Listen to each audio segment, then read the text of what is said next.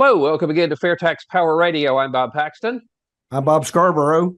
And in the middle, we have Anthony Parent of IRS Medic. Yeah. The IRS Medic. That's right. That's right. We need to put a siren sound effect in the back. I think so. I think so. Yeah. And my dad was a medic, and he had multiple careers. So before we went to law school together, and we took federal income tax together. He helped me get an A, and along with 12 other people. And so then we went into business with each other, and I was looking for a website named something a little catchy. And, I just said, I went with IRS Medic. And I said, that's a good temporary solution. I never found anything better. It's good. You're a tax attorney. Is that correct? Right. That's right. Are you still practicing, or are you retired like Steve Hayes? Oh, I wish I was retired. I'm not fully retired. I do handle a few cases day to day here and there. I do spend most of my time working on my channel, developing, getting the word out there. And that's what I really enjoy doing. Okay. Well, I'd like to see IRS Medic turn into Dr. Kevorkian for the IRS if we could arrange that. Well, there's ways, I think there's certain ways to do. And I think that the number one thing to do is just sort of tell the truth about it. And that's when people see what it is and they see historically things don't add up. I mean, this thing was foisted on us. Nobody wanted it. No one wants it. And here's something you could go around and ask anybody in this world.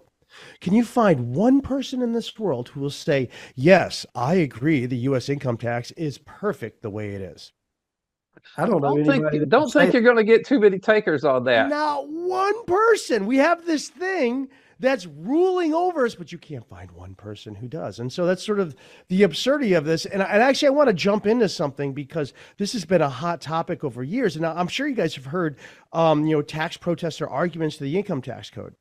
And I'm saying one more, you can't find one person who understands the income tax code, much less supports it.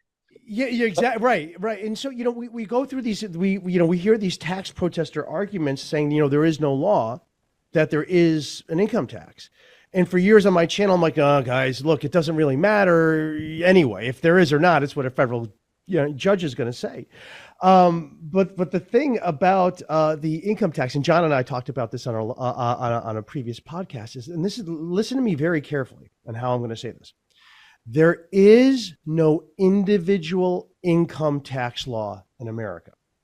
And I could say this as an attorney and not lose my circular 230, I would not violate section 230, and I cannot violate any law whatsoever. I am merely telling you the truth, because here's the problem that you get into Title 26 of the U.S. tax code. As soon as you look into it, it says, okay, a tax shall be levied on married individuals. Taxes should be levied on widowed individuals. Taxes should be levied on single individuals. And then you start thinking to yourself, well, what's an individual? Tell me what an individual is. Is an individual someone who's over 18? Is it an individual someone in the United States? Is the individual somebody who is mentally incompetent? And then here's the question, or does an individual mean somebody who has consent? And that's a really big question, and I kind of want to address that later. But here's what we find. The word individual is not defined in the law. Rather, it's defined in the regulations. So we have a federal income tax regulation, but no law, because they failed to identify, they failed to define individual, and they haven't. And you do wonder. Yeah. I mean, that is an intentionally vague law.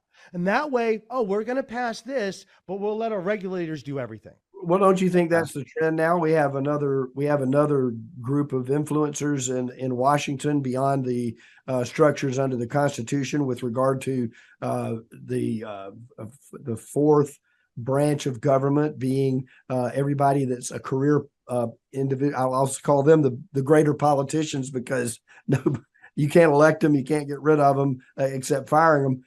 It's the proverbial swamp that all the politicians like to talk about in different conversations.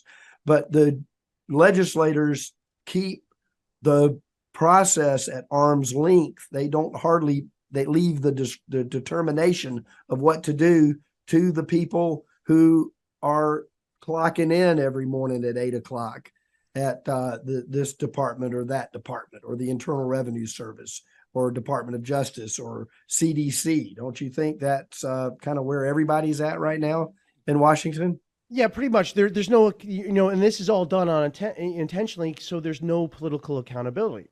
You take the people who are politically accountable, in theory, for their laws, and then you dump it on people who aren't. And that's what's done. Now, we've seen a helpful decision, West Virginia versus EPA last June.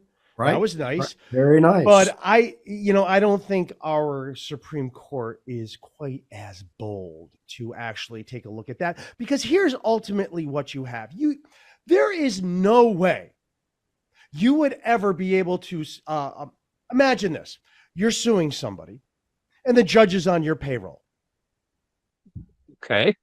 That is called the IRS. They're on the same payroll. Their direct deposit comes from the U.S. Treasury.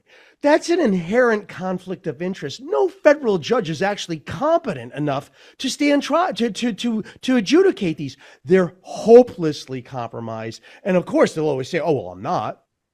But they're all hopelessly compromised. And we have historical evidence of that. Remember, judges decided upon themselves that the federal income tax didn't apply to them. And then ultimately they were humiliated. And in the 1930s, they had to say, okay, I guess our income will be taxed as well. But that's going to show how utterly deep and broken they are. And there's no way you could do this in a private sector where you could say, oh yeah, the judge is on my payroll. So that's not really ethical. And that's, basically what we have as well. Okay. Well, I think folks woke up here.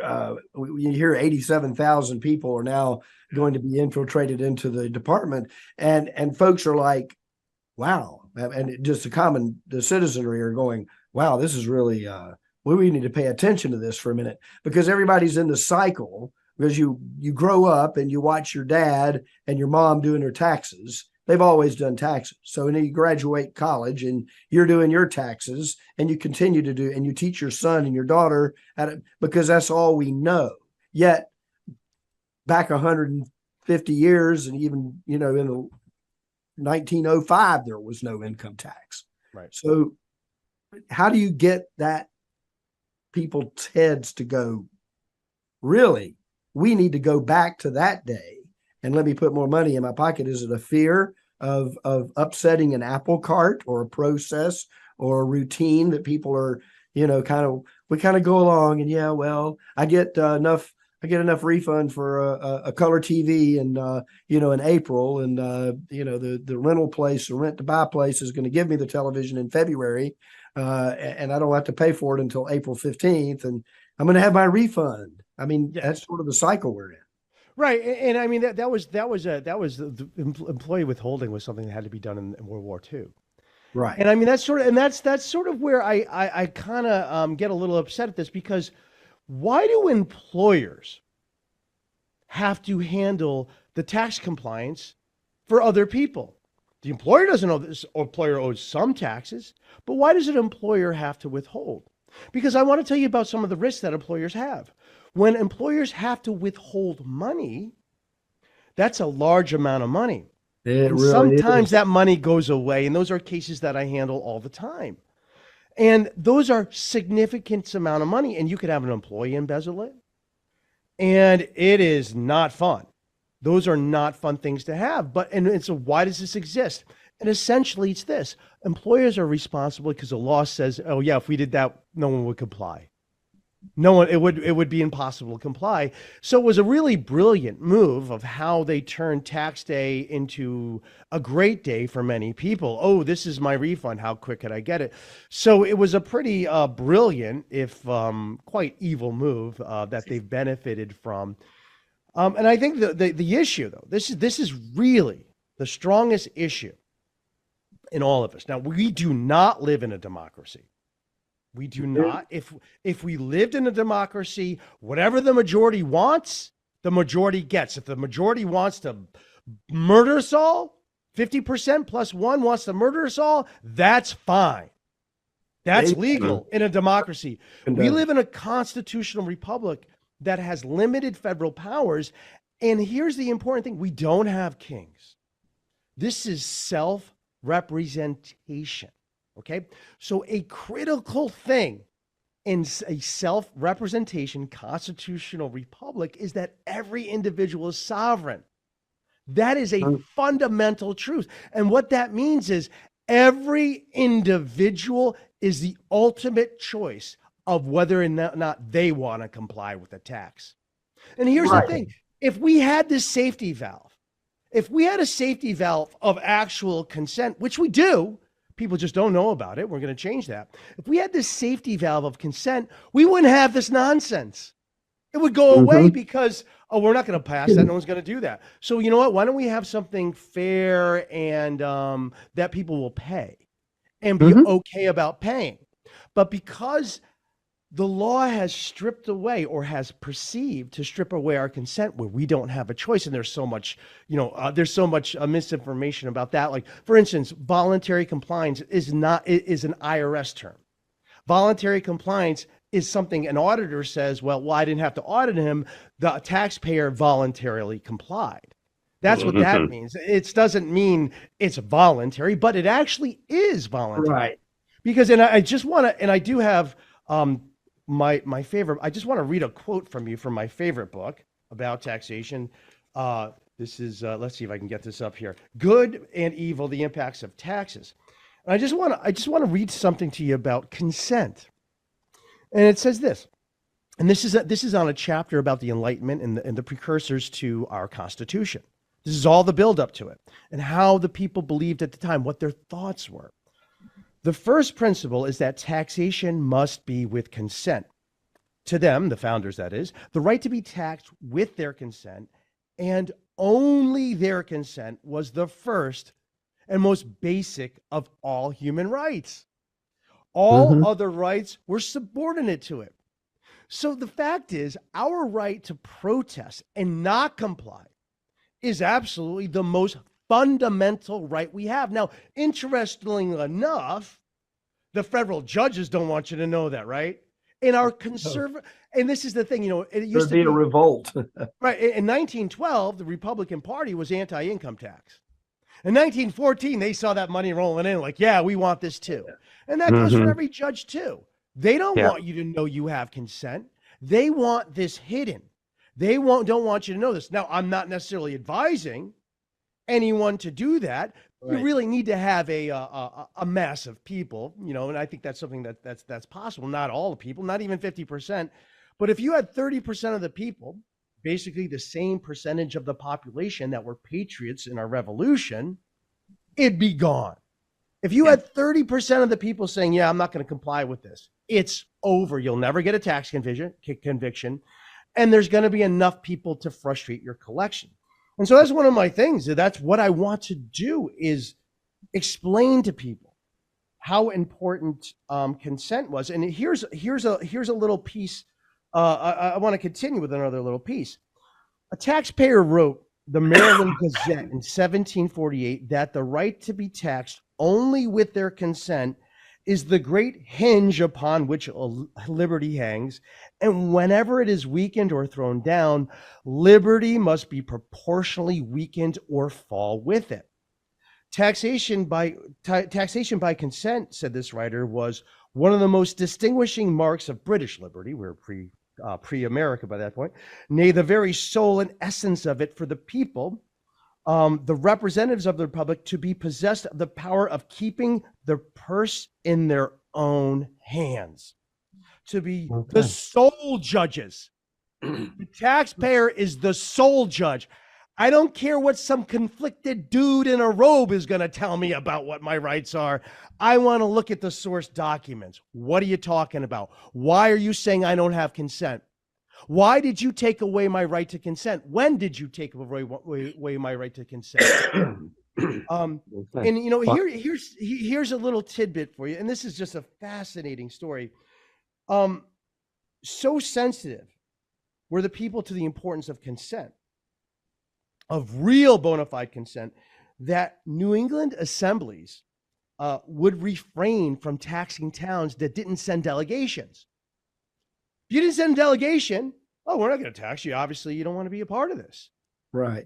And that, and from there, what this country was founded on, the number one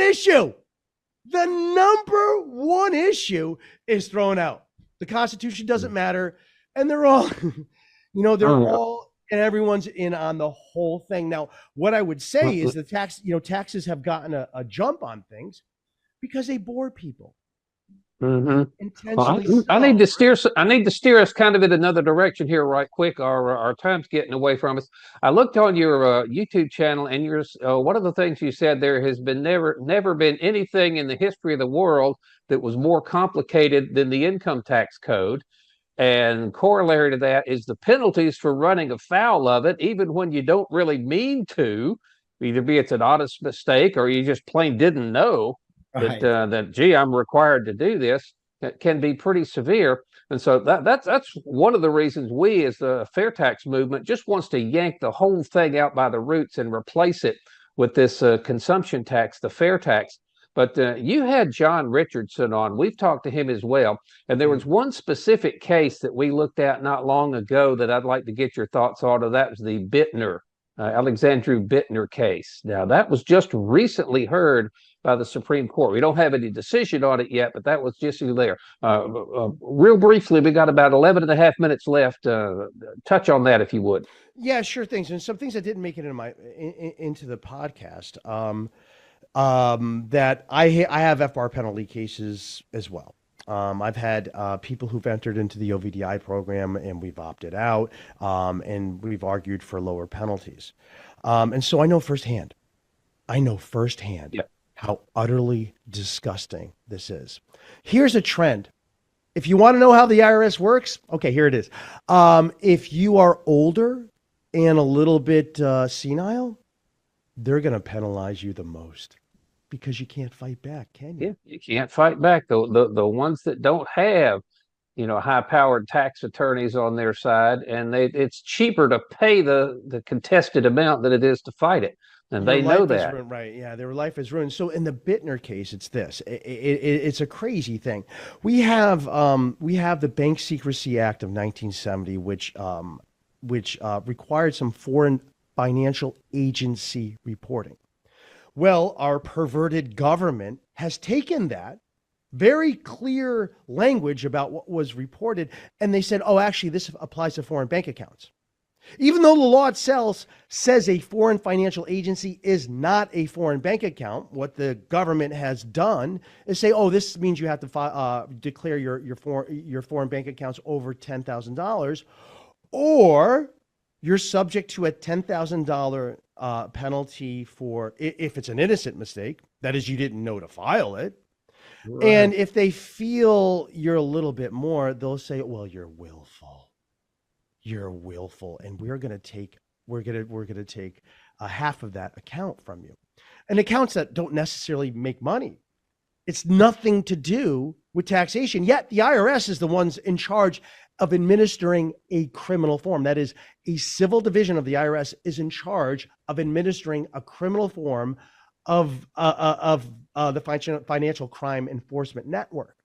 That people who do nothing wrong are forced to file a criminal form. Now, what makes Bittner, the case up at the Supreme Court, incredibly obnoxious, so beyond obnoxious, is this. No one claims that Mr. Bittner did anything intentional. Everybody says, oh, yeah, no, he made an innocent mistake. He didn't know to file that. However, because he had so many accounts, the IRS, they get greedy because they want these numbers for their press releases. It really impresses them. They really love having it. Not that it matters to them, but ruining people is really, what they enjoy doing. I wonder if they get bonus. Do the agents get a bonus for ruining people? No, they don't get a bonus at all for ruining people. They just enjoy other it. Than whatever deal with the devil they made. That's it. Maybe they're able to complete the contract. But there is absolutely no. And that's the thing. You have to say, why are you doing it? Why is it so important you ruin someone who made an innocent mistake? And the answer is because they like easy things and they like to hammer people and they like the press releases. Because Congress hasn't given an enforcement budget, that they have to do less with more.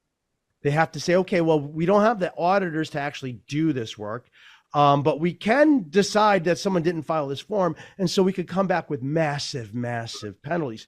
Now, the issue in Mr. Bittner's case, which is just beyond, he had a lot of small bank accounts because of the nature of his business. I believe it was something like 420 bank accounts. So it's a large number. So he had 420 bank accounts, all under $10,000. And so they all go on one FBAR form. All 420 accounts go on one FBAR form. And actually, it's easier to report 420 accounts than it can be to do 29, because once you go over 29, you're able to use this, hey, just see attached. That's your FBAR. Yep, see attached spreadsheet of all the accounts, and then you're done. Well, because he made this innocent mistake, they came with 420 $10,000 penalties.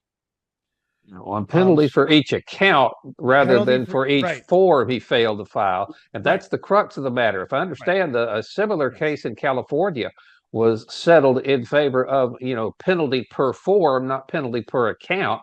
And Texas, where he was, upheld the IRS's penalty on each account. And so he's asking the Supreme Court to say, well, if it's one way in California and the other way in Texas, that shouldn't be. Figure out how this is supposed to go down. That's pretty well the gist of it. The Ninth Circuit Court is Jane Boyd, and she was one of our clients, and we sent her out to Dennis Brager, who did a great job. It's just, your Dennis is fantastic. It's just, incredibly unfortunate. Now, if you want to know what Jane Boyd's crime was, and this is public record, I'm not disclosing any confidential client information. She's a retired school teacher, and she didn't report her foreign pension on an FBAR. And you're thinking to yourself, well, how is a foreign pension even a bank account? First of all, the law doesn't say bank account, it says foreign financial agency. How do we get to here? So a retired school teacher who is like a retired school teacher, she doesn't have it's not like she inherited money. No, that's it. The IRS came viciously at her. And here's the thing. Jane Boyd was one of the first people to raise her hand and say, oh, I made a mistake. And unfortunately, at the time, when she came to us, the IRS didn't have the improved streamlined program. So only if Jane came to us a couple years later, she would have been in and out with a very small penalty and not gotten this harsh treatment. And so that's one of the things that people need to understand, how utterly insane the IRS is. They will hit people who they think are targets, and they penalize individuals much, much harsher than large corporations. That's a fact. Yeah, well, that's one of the things we love to do here on FAIRtax Power Radio, shine a light of truth on what the Congress critters are trying to put into the tax code and show people just how insanely absurd the tax code is. And that's the best argument we can make for getting rid of it. We got about 4.5 minutes left. Bob, I see you had a question on your lips there. Go ahead. I wanted to make a comment. I mean, people see these higher profile, like we just talked about with Bittner. Do you think that and then the smaller one that we just talked about, and then the grandmother we talked about a few weeks ago, do you think that showing that to the general population in the form of a press release or that's on the nightly news, and all of a sudden everybody's going, well, that could have been me, I need to be, I need to be careful. Kind of a fear gets you more afraid of what they are capable of, even though they may not even have you on their radar. And this is the real frustration, is people aren't interested in it. And that's the sadness. And, what the IRS likes to do is they like to get targets, but then they apply it more. Because here's the thing, everything that happens to people with foreign accounts, everything that happens to people with taxation overseas, it's all a prototype. It's all a prototype for what's coming here. It totally is. All this stuff is here.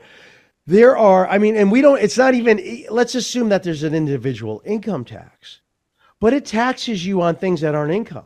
There's no way it's income, but they'll say, oh, well, we're gonna deem you have income. That means you didn't have income. We're just gonna call it that. We're gonna define it that.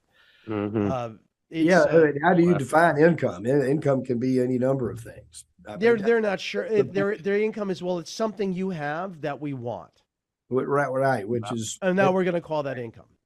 Yeah. All right. Well, I'm afraid our time here is just about gone. We've been talking with Anthony Parent, i.e. the IRS Medic, on YouTube. Now, you've got quite a number of videos out there, and we will be happy to have you on board our side. That's not trying to help people with the IRS. We're trying to get rid of the IRS. Can we get you on board here with that? The IRS, and here, and honestly, I think that, what people don't. And just quickly, the 87,000 employees coming, there's no way they can be trained. There's no staff around to train them. There's no auditors, revenue agents. I don't know what they're going to do. They're going to sit around, or maybe they're going to be on to new and exciting things that don't require training by revenue, the current staff.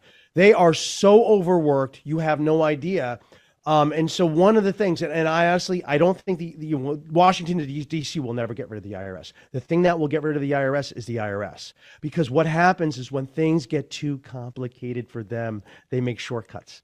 And so if we all sort of make the IRS's job more intense, not saying to do anything illegal, but to put more of a workload on them, that's how the code will go away. All right. Well, we're going to try to replace it all with the fair tax. And so we agree with you that there's hardly as long anything. As we have consent. Any taxing regime has to have consent, because if you look the fair tax by its very nature is consent, because if you don't want to pay it, then you just don't buy something. So there you go. That works. I don't think that works. You don't think that works? No. You'll end up with the same thing, just as in sales tax. Mercy. Okay. Well, I'm afraid we're going to have to leave that here. Our time here is just about gone. Again, Anthony Parent, the IRS Medic. Check him out on YouTube. Pick up right here. Thank you, guys. Thank you. Yeah, spreading the word, making it interesting, and that's what's key. All right. Well, we'll be happy to come on your podcast if you ever would like to have a discussion with the FAIRtax there. Let's do that. Yeah, right on. All right. Well, I'm afraid that's going to wrap it up for this edition of FAIRtax Power Radio. Thank you so much for watching and listening. I'm Bob Paxton. I'm Bob Scarborough. And our guest has been Anthony Parent. And we remind you, as we always do, that the fair tax is the only truly fair tax. And once you understand it, you'll demand it. So what would you do for her? We've got several programs that will help her. We just need to find out how much she makes. But the good news is, the less she does, the more we can help. Yeah. If I may, with the fair tax, we wouldn't even tax her income. So the more she makes, the more she has. But still, a consumption tax could eat up a lot of her income. Which is why at the beginning of every month, we're actually going to give back all that she pays in taxes on basic necessities. You're going to give her back her taxes? Every month, on everything taxed on basic necessities. But we're also going to give it back to you and to every American citizen. Why?